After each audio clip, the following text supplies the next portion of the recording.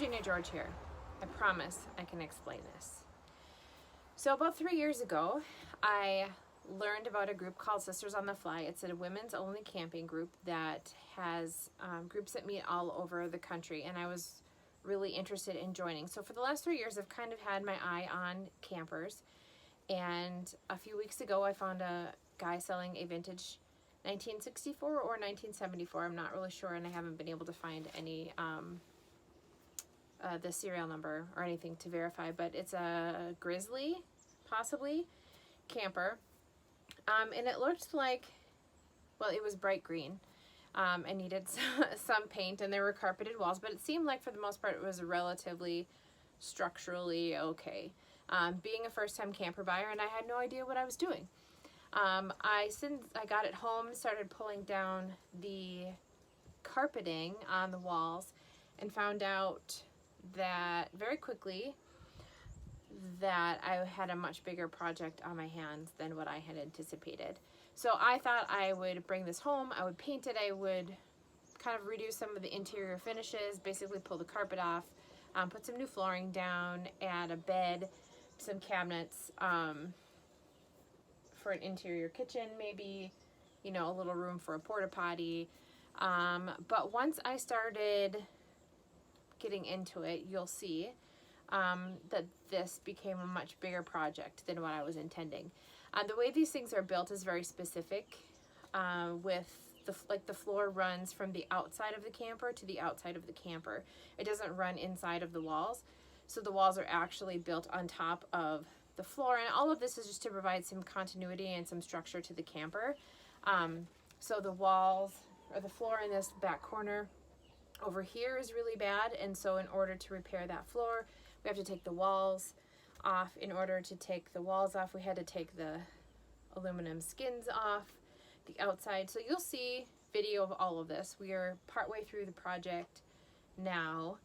I'm hoping that if you stay tuned through this, you'll see us take it apart and put it all back together. The trailer needs more help than I was anticipating. Again, first-time camper buyer, didn't really know what I was doing, found a good deal on Craigslist. The guy was really sad about letting it go, and I maybe didn't look at all the things that I should have.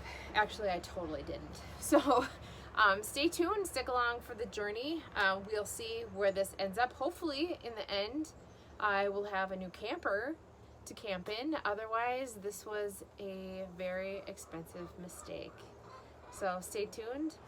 So I'll give you a quick 360. This is the side. There was a sun here and here screwed up on the side. The door is broken a bit. They had insulated, so the guy who had this before used it for ice fishing, so he had filled in the screen space with some insulation and then screwed a board over the top of it. You can see that there are lots of it's had a lot of bumps and bruises. And then along this side, here is on the inside, you'll see there's some green metal that they used to put around the wood stove, and so that window is covered over on the inside, so they just painted it on the outside. And then here's the back. The hatch was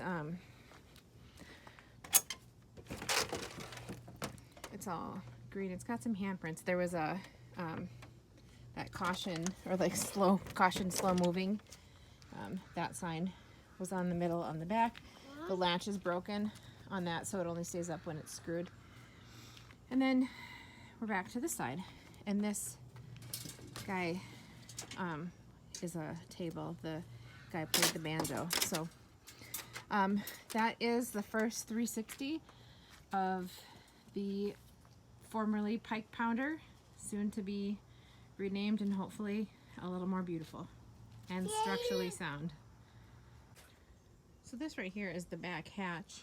I didn't look in here before I bought it because it was screwed shut, but when I opened it up and pulled, there was a whole bunch of insulation along here. You can see that it's not looking super hot. And then if you look up there, you can see that the wood, those screws up in the corner there, up here, are not screwed into any wood because there has been too much wood decay and rot there. So I think I'm going to end up having to take the whole thing apart, which was not my plan when I bought this, but here we go anyway.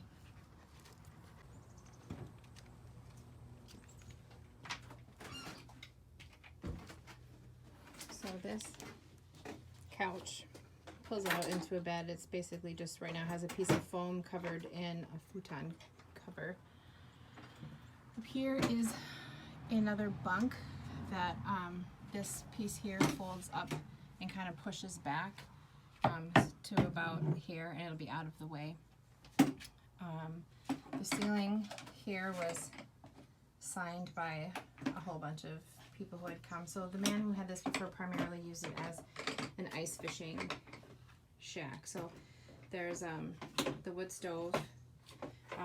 There are stall mats on the floor here, and the stall mat goes all the way to back here, but I have it flipped back now so I could kind of check on things. So here there's a bench and some hooks for hanging, drying your stuff up. There's storage here, another bench, and some cubbies up here. Some of the windows work, some don't. All of them have some kind of a window covering on them, and the walls are carpeted, which the guy said helped make it really insulated for the winter, but I'm hoping to not have carpeted walls. So I'm just started on tearing it out and wanted to take a quick video first. There's also in here, there's also some storage, which is just an empty storage space. So we will see what it ends up at. All right, so that is the tour and how this all began and what it looked like when it started.